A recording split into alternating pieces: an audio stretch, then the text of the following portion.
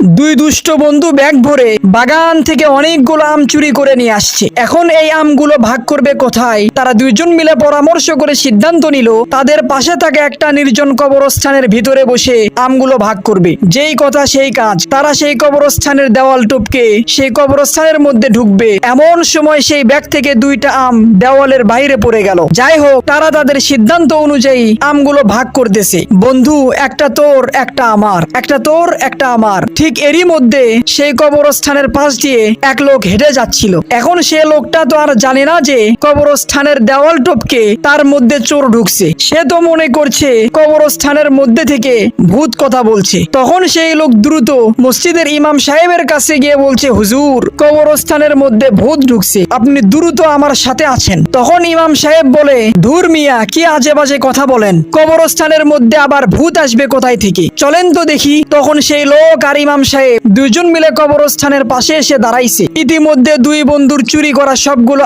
আম ভাগাভাগি করা শেষ। তখন এক বন্ধু আর এক বন্ধুকে বলছে, দো, এখানে যে কয়টা আছে সেগুলো তো আমরা খাওয়ার জন্য ভাগ করলাম, কিন্তু দেওয়ালের ওই পাশে যে দুইটা আছে ওই দুইটার কি করবি? তখন অন্য বন্ধু বলল, কেন, একটা তুই খাবি আর একটা আমি খাবো।